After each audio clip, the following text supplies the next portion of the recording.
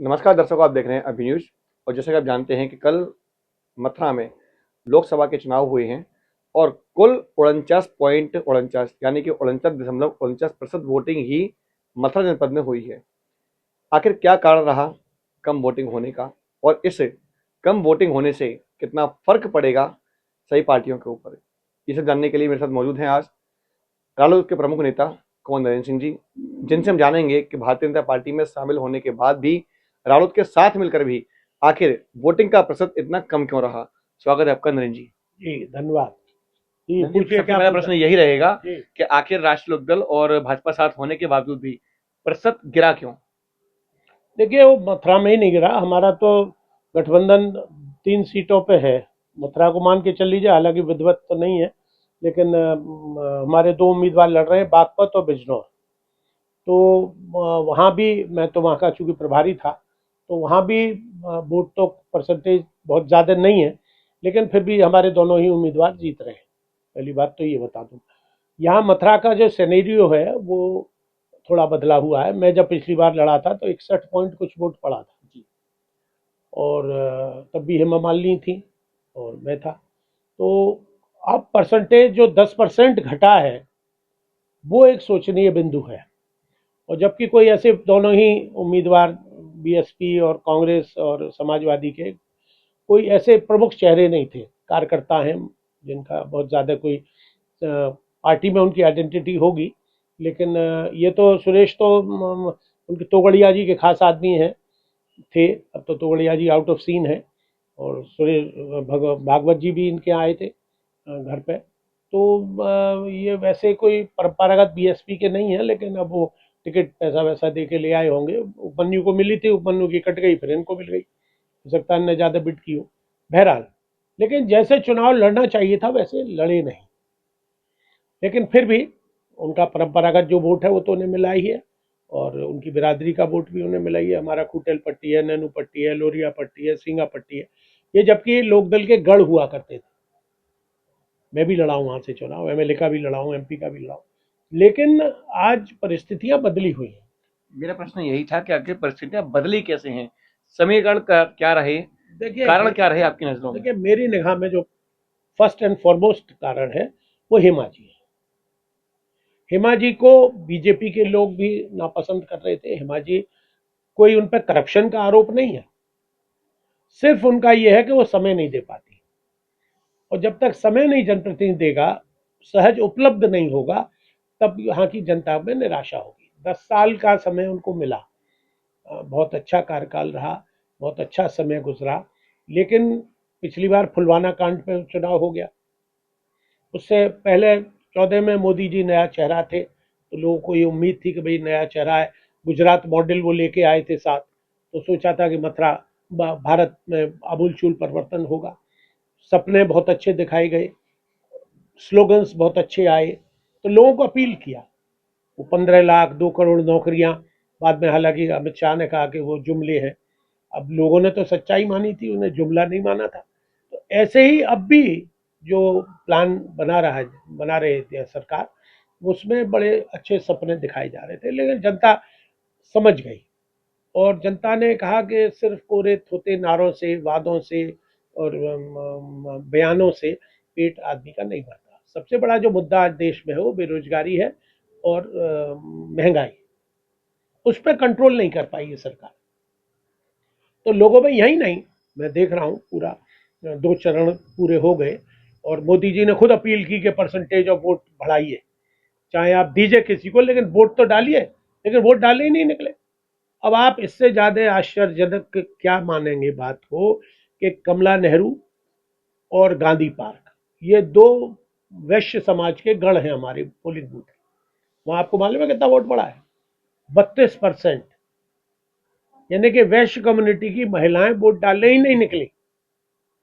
जो कि मैंने देखा है अपने चुनाव में जो हम लड़े थे, तो उस वक्त ये समझ लीजिए कि 16-16, 18-18 साल की लड़कियां साड़ी पहन पहन के उनने मतदान किया था, उत्साह में, उमंग में। तो क्या ये माना जाए कि अभी तक जो कार्यकर्ता, जो वैश्य समाज के कार्यकर्ता भारतीय जनता पार्टी के साथ में, हेमा जी के साथ में फोटो दिखाने के लिए आगे आ रहे थे, हाँ वो हाँ अब घरों हाँ, से उनका ही मोहभंग उनका हो चुका है। परिवार नहीं निकला। वो कार्यकर्ता रहे होंगे साथ, उन्होंने वोट भी दिया होगा, मैंने भी वोट हेमा जी को दिया है, उसमें कोई संदेह नहीं। हमारा गठबंधन है, पवित्र गठबंधन है, उसका हम कोई विरोध नहीं कर रहे हैं।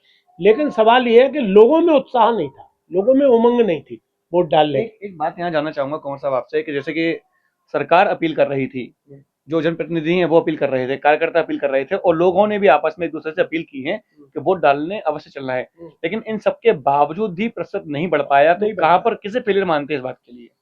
नहीं, फेलियर नहीं है साहब, लोगों में निराशा है, उत्साह नहीं है, और काम करने निराशा की का कारण वही मैं जानना चाहता हूँ कि आखिर कारण क्या रहे कि 49.49 यानी कि मात्र 49-50% भी उम्मीदवार और उम्मीदवार कितनी बार पूछेंगे आप? केवल उम्मीदवार, सिर्फ उम्मीदवार। अगर हेमा जी की जगह कोई स्थानीय प्रतिनिधि होता इनका तो शायद वोट 70% पड़ता। मैं अगर लड़ता, हमारा गठबंधन होता और लोकदल के कोटे में मथुरा की सीट आ जाती तो कम से कम 3 लाख वोटों से जीतता। 7 लाख के दावे में क्या कहना चाहेंगे आप? बहुत थिन मार्जिन से जीतेंगे हेमा जी, क्योंकि अप्रत्याशित वोट कांग्रेस को मिला है। अप्रत्याशित वोट, मैं तो पूरे जिले की खबर, मैं तो एक शादी में बाहर था 2-3 दिन से, कल ही लौटा, मैं तो 5:45 जाके तो वोट डाला है अपना। वो भी मैं अलग भागा हूँ, अपने परिवार को वही छोड़ के मैं अलग गाड़ी से आया हूँ, तो यहाँ के मैंने वोट डाला तो मुझे मतदान करना था। जैसे कि आप कह रहे हैं मेरे यहाँ 42 वोट थे, जी 3 वोट पड़े हैं कुल, डालने ही नहीं गए कोई। मैं चूंकि था नहीं इसलिए कोई कहने वाला नहीं था, न नौकर चाकर गए न और लोग गए, कोई यहाँ पे वोट डालने नहीं गया। तो ये एक निराशा है। अब जाने क्यों हुई ये निराशा इतनी। आपका ये कहना है कि अप्रत्याशित रूप से लोग वोट डालने मैं नहीं निकले एक हैं, बात सबसे और बड़ी, अप्रत्याशित रूप से आपकी नज़रों में कांग्रेस को वोट पड़ा है, यानी कि ये माना जाए, नहीं, कांग्रेस को वो वोट पड़ा है जो जीवन में कभी नहीं पड़ा। यानी कि ये हम माना जाए कि हम नंबर 2 लोग पर आ सकती है। कांग्रेस से चुनाव लड़े, माता गायत्री देवी जी के खिलाफ चुनाव लड़े, कुंवर नटवर सिंह जी के खिलाफ चुनाव लड़े, बुआ ज्ञानवती के चुनाव खिलाफ लड़े, लेकिन जाटों ने कभी कांग्रेस को वोट नहीं दिया। अब 10-5% कोई जान पहचान का दे जाए तो दे जाए। इस बार कांग्रेस को अप्रत्याशित वोट राया में मिला है, बलदेव में मिला है, नौबारी नरवारी में मिला है, इधर गोवर्धन में मिला है, खूट रावत पाल में मिला है, डीडे पाल में मिला है, बेनीवाल पाल में मिला है, जहाँ के लक्ष्मी नारायण जी हैं। सब जगह थोड़ा और बहुत वोट कांग्रेस को मिला है, जहाँ की शून्य निकलता था कांग्रेस का। लेकिन कैसे कह सकते हैं, क्योंकि तो अभी तो ये वोटर शांत है बिल्कुल, धनगर को वोट नहीं मिला है, ये कांग्रेस को बदलाव के लिए वोट मिला है। यानी कि ये माना जाए कि अब की बार जो जो भी जीत होगी, इसे किस नंबर पे रखे जाएंगे? भारतीय जनता पार्टी किस नंबर पे आएगी आपके अनुसार? नहीं, भारतीय जनता और जो पार्टी तो नंबर 2 के प्रत्याशी हैं, 400 पार है साहब, भारतीय जनता पार्टी उनका तो नारा और यही है 400 पार। लेकिन अब मैं नहीं समझता कि 400 पार होगा कि नहीं होगा, ये तो जनता के ऊपर है। अगर जनता, बात की जाए दूसरे नंबर के प्रत्याशी की, तो आपकी नज़रों में कौन रहेंगे दूसरे नंबर के प्रत्याशी जो कि जीत के काफी देखिए करीब वोट होंगे? बटा है, अगर वोट एक जगह पड़ता तो डेफिनेटली हेमा जी के लिए राह कठिन होती, लेकिन बीएसपी को भी मिला है वोट।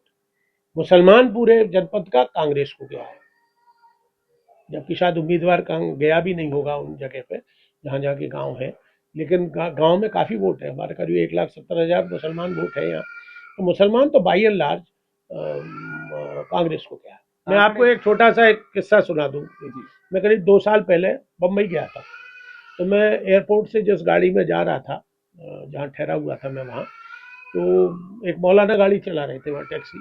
हाँ, तो मैंने उनसे ऐसे ही समय काटने के लिए, क्योंकि दूर थी वो जगह, पूछा भाई मौलाना कैसा चल रहा है? बोले जनाब ऐसे रह रहे हैं जैसे 32 दांतों के बीच में जीप।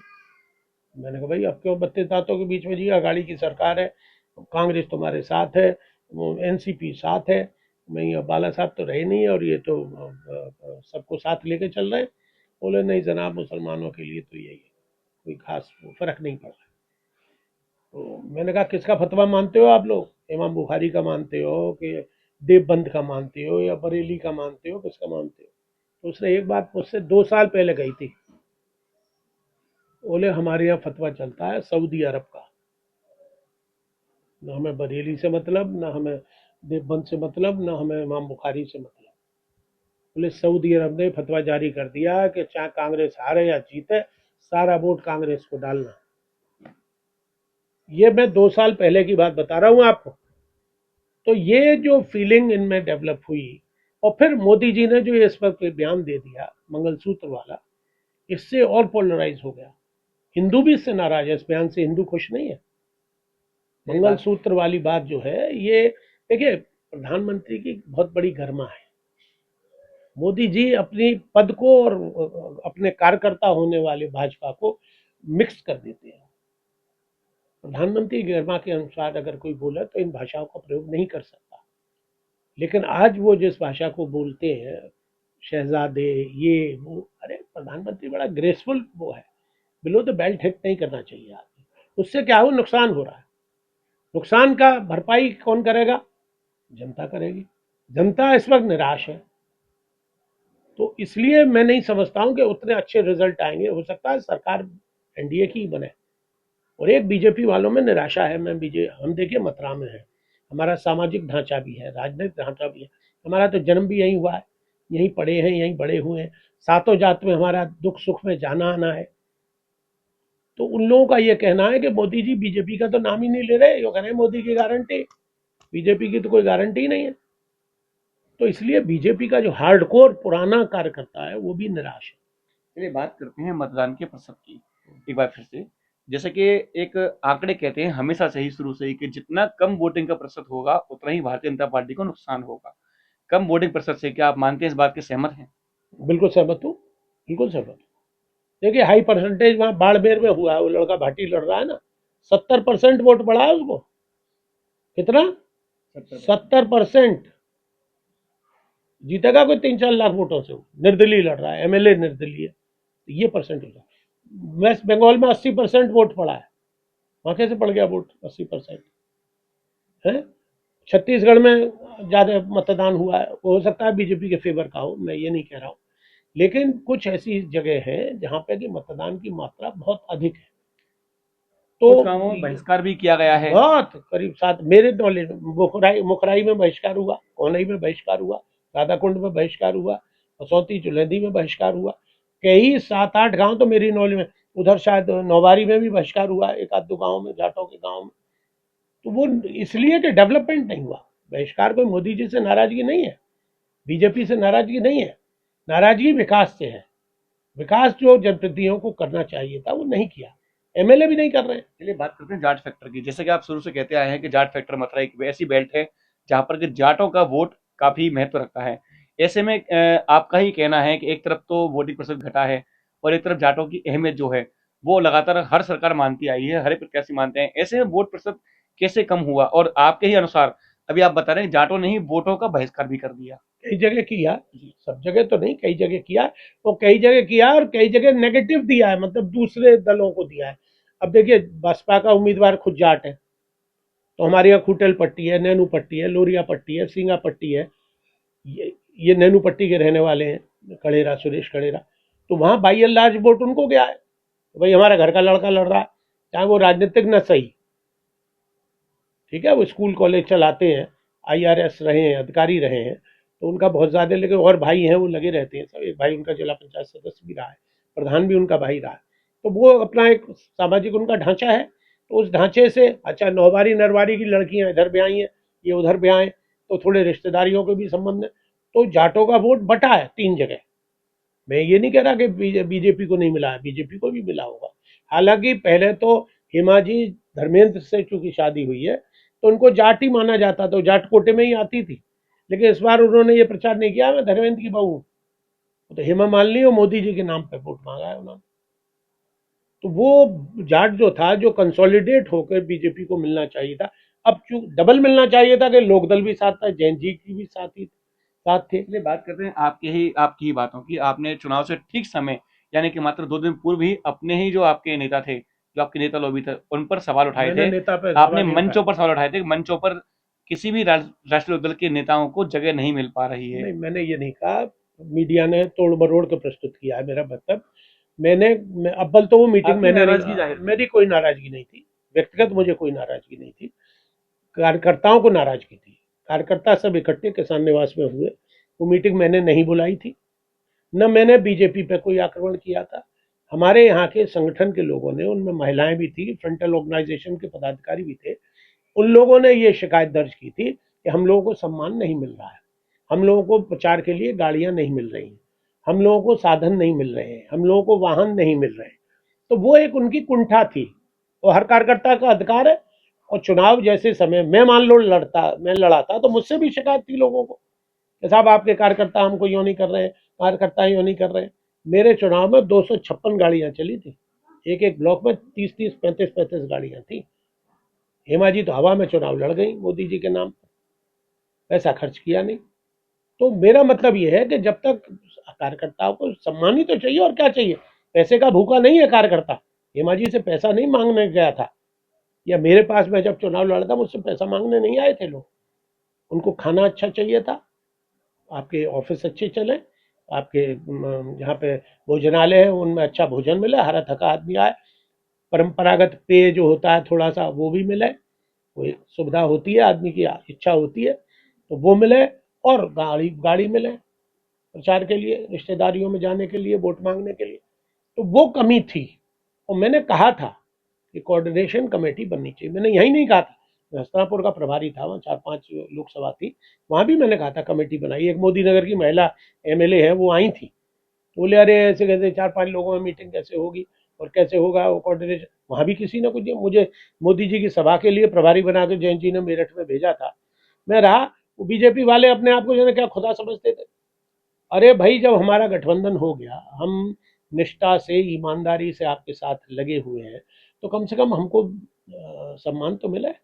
हमारे से पूछो तो। जैसे कि आप ये कह रहे हैं कि सम्मान नहीं मिल पा रहा कार्यकर्ताओं को, तो ऐसे में आगामी जो योजनाएं रहेंगी राष्ट्रीय लोकदल के कार्यकर्ताओं की, वो क्या रहेंगी, क्योंकि आप भी उनमें से एक हैं नहीं और नहीं, आप भी लगातार, आपकी खुद की शिकायत है और आपने अभी भी कहा कि आपके मन में भी, आपके दिल में भी इस बात को लेकर शंका है कि आगे जगह मिले ना मिले।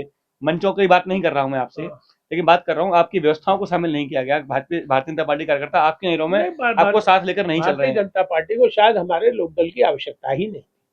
तो ऐसे वो में लोकदल स्वयं क्या में करेगा? इतने सक्षम थे। अब ये तो नेतृत्व तय करेगा, मैं थोड़ी हूँ राष्ट्रपति, मैं लेकिन कोई लेकिन आप एक अरे तो अहमियत मैं रखते अपनी हैं। वेदना जो मैंने, हालांकि मैंने मीडिया बुलाई नहीं थी, जाने किन्ने वो मथुरा में मीडिया काफी में। लोग राष्ट्रीय लोकदल के नाम पर आपको जानते हैं। नहीं, मुझे जानते हैं, उनका आभार प्रकट करता हूँ, और मैं सक्रिय हूँ। मैं इसमें, मुझे कोई, मेरी सक्रियता ही मेरे लिए अभिशाप बनी हुई है। मेरे से जितने जिले भर के नेता हैं वो सब इसी बात से चढ़ते हैं कि ये कुछ नहीं है, तो लगा रहता है, रोज छपता रहता है, रोज दिखता रहता है। अगर ये खुदा न खास्ता हो गया तो मेरी हमारी सबकी राजनीतिक दुकानें बंद हो जाएंगी। तो मेरे से, मेरा जो सक्रियता है वो मेरे लिए एक अभिशाप बना हुआ है। मेरे मेरे को उससे राजनीतिक रूप से नुकसान होता है। मैं भी बुद्धू बन के घर में बैठ जाऊं है, और चुप बैठा रहूं, और फिर मैं लगा रहूं धीरे धीरे अंदर ही अंदर सेंधमारी करता रहूं, तो शायद मुझे सफलता चलिए, मिल एक जाए। आखिरी सवाल पूछना चाहूंगा। श्याम सुंदर शर्मा जी ने अभी लास्ट इंटरव्यू में कहा था कि जब तक जनता मुझे माफ नहीं करेगी तब तक मैं चुनाव अब नहीं वो लड़ूंगा। अपनी माठ की बात को कर रखते बिल्कुल, हैं, बिल्कुल। तो माठ में उनको तो 8 बार सफलता मिली है। मैं इसमें आपकी भी जोड़ना चाहूंगा कि आपको जनता कब मौका देगी? नहीं, अब ये तो जनता से पूछेगा। इस बार भी मैं शायद लड़ जाता। मुझसे तो बहुत लोगों ने कहा, अब फोन कर रहे हैं कि तुम लड़ते तो जीत जाते, 5 लाख से, 2 लाख से, 3 लाख से, 1 लाख से, क्यों नहीं लड़े, क्यों नहीं लड़े। अब वो कुछ मेरी कुछ पारिवारिक परिस्थितियां भी थी, फिर मेरे बच्चे भी इस बात से, वो भी स्लोगन सुन के 400 पार 400 पार डर रहे थे कि काम का ये 2-4 करोड़ रुपया फूक देंगे और हार का मुंह देखेंगे। लेकिन अब अच्छा, मुझे भी ये नहीं मालूम थी, मैं कोई साहब अंतर्यामी तो हूँ नहीं कि इस पूरे भारत का ठाकुर एक हो जाएगा।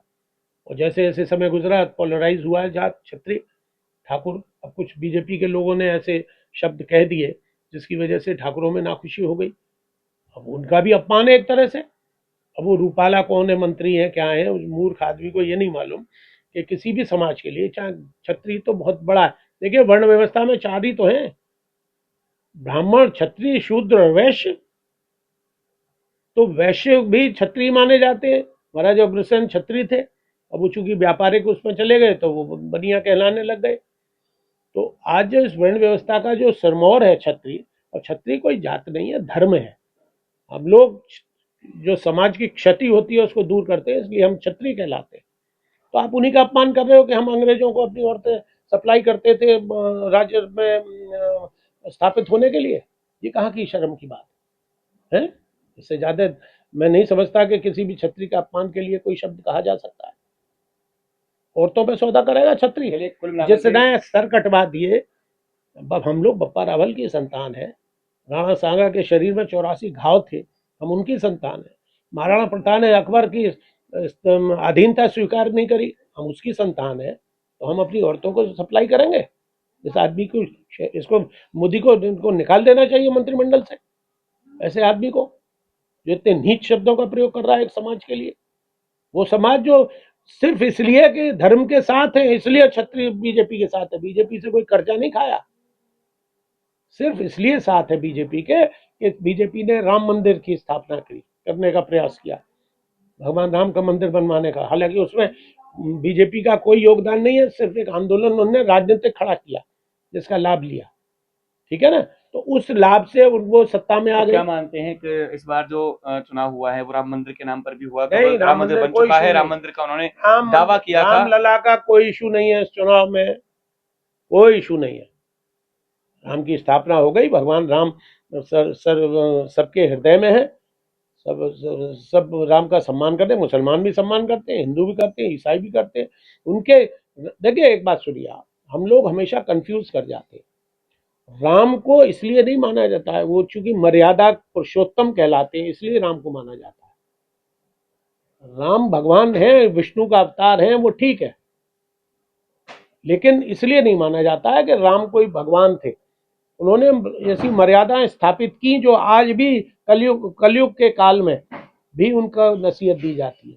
आज रामायण चाहे वो तुलसीदास ने लिखी हो, वाल्मीकि ने लिखी हो, किसी और ने लिखी हो, उन रामायणों की क्यों चर्चा होती है? इसलिए होती है कि वो आज भी सारगर्भित हो रहे हैं। उनका उदाहरण लेके लोग अपनी राजनीति, सामाजिक सब तरह का जीवन को व्यापन कर रहे हैं। चलिए, तो इसलिए हम ये जानते हैं कि राम। और दूसरी बात, गांधी जी को क्यों पूजा जा रहा है? उनकी नीतियों को पूजा जा रहा है, उनके सिद्धांतों को पूजा, उनके लेखन को। मैं लंदन गया था, वहाँ एक टेन नदी है, उसके उधर वहाँ पे वो उनका वो है पार्लियामेंट है, और इधर वो घूमने का पाथ है। तो मैं वहाँ घूम रहा था अपने दोस्तों के साथ, तो घूम रहा था, तो वहाँ मैंने देखा जाके, तो एक साइड में गांधी जी का बस लगा हुआ है। आप बिलीव नहीं करेंगे कि कोई व्यक्ति, अंग्रेज, जबकि गांधी जी ने अंग्रेजों के खिलाफ आंदोलन करा, अंग्रेजों को यहाँ से भगाया, ठीक है, कोई अंग्रेज ऐसा नहीं गया जो गांधी जी के सामने और सिर झुका के ना गया, चाहे औरत हो, आदमी हो, बच्चा हो, बूढ़ा हो। मैं तो देख के दंग रह गया। तो गांधी इसलिए नहीं, गांधी को पढ़ा है उन्होंने, गांधी को गुना है उन्होंने, तब आज गांधी की प्रशंसा करते हैं वो लोग कि भाई इसने हमको भगाया भले ही वहां से, लेकिन आज ये पूजनीय है। चलिए बात करते हैं, आखिरी सवाल माँ यमुना को लेकर करना चाहूंगा, क्योंकि लगातार जब भी चुनाव की बात होती है माँ यमुना के बगैर मथुरा का चुनाव नहीं होता। क्या आपको लगता है कि जो भी सांसद बन के आएंगे, जो दावे कर रहे हैं, उन दावों पर खरे उतरेंगे? कह तो दिया हेमा जी ने कि 50 साल में आप लोग नहीं कर पाए तो मैं अब क्या 10 साल में कर लूंगी यमुना। हेमा जी ने साफ कह तो दिया, और क्या कहेंगी? वही जमुना को देखिए, जमुना की योजना बनानी पड़ेगी, केंद्र सरकार को बनानी पड़ेगी। और उसके लिए जैसे नमामि गंगे एक योजना बनाई है मोदी जी ने, जिससे कि बनारस में यमुना का शुद्धिकरण हुआ है, इसी तरह की योजना यहाँ बनानी पड़ेगी। और आपको ध्यान होगा, इंदिरा जी ने गंग नहर से पानी निकाला था, इंदिरा नहर का मैं पहले भी बयान दे चुका हूँ। वो पानी गंगा में जब तक यमुना में नहीं आएगा तब तक यमुना शुद्ध नहीं होगी। ऐसा नहीं है प्रदूषण गंगा में नहीं है, लेकिन उसमें बहाव बहुत है, तो मलमूत्र में बह जाता है। और मैं पहले भी कह चुका हूँ, एक बार ये योजना, पिछली बार जब रमेश बाबा ने यात्रा निकाली थी, या रामदास से नाराज भी हो गए थे बाबा, तो उस वक्त ये हुआ था कि सरकार से बात हुई थी, 22 किलोमीटर मथुरा की तरफ दोनों तरफ नाले बनने थे और टेप करने थे, जिसमें कि प्रदूषित जल, उसमें गंदगी, उसमें मलमूत्र का, सीवेज का वाटर, केमिकल वाटर, वो सब जाता और उसको शुद्धिकरण करके प्लांट किया जाता। वो काम हुआ ही नहीं। अरे भाई, एसटीपी प्लांटों के बारे में क्या विचार है आपका? एसटीपी प्लांट लगातार लगाए जा रहे हैं, बेकार पड़े, कौन सा चल रहा है? रोज जाके फोटो खींच के हमने अखबार आपके चैनलों पे देखी है, कभी श्रीकांत जी चले जाते हैं, कभी नेता चला जाता है और नालों को देखे आता है कि साहब साफ हो रहे हैं क्या, चल रहे हैं क्या? प्लांट कौन से चल रहे हैं? आप बताइए कोई चल रहा हो शुद्धिकरण। एक बार वो गाड़ी जब वो नाव सी जरूर आई थी, वो जल कुंभियों को साफ करती हुई जा रही थी।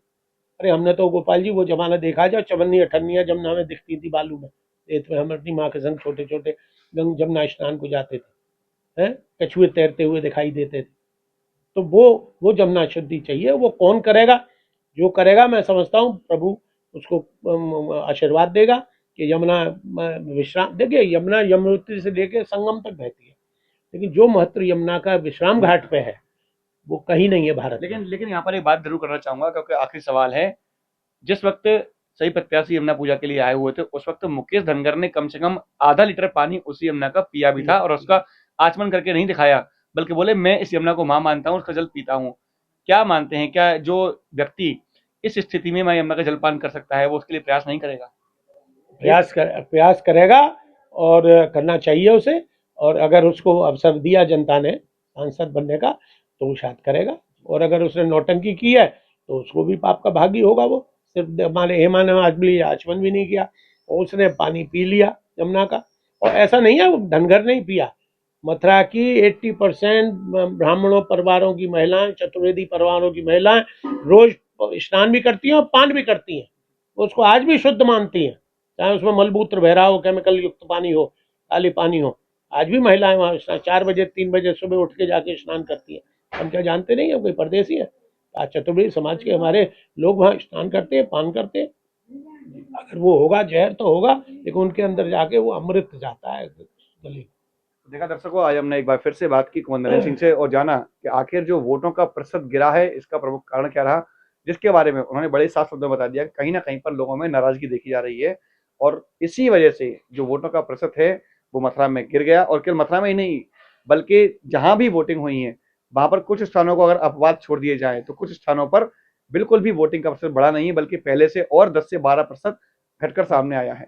लगातार ऐसी चर्चा करने के लिए हम लोग आपको मिलवाते रहेंगे उन लोगों से जो कि राजनीति में खासा महत्व रखते हैं और साथ के साथ में इन समीकरणों पर बिल्कुल बारीकी से अपनी दृष्टि रखते हैं। फिलहाल के लिए इतना ही। मैं अपने सहयोगी गौरव के साथ गोपाल चतुर्वेदी, अभी न्यूज।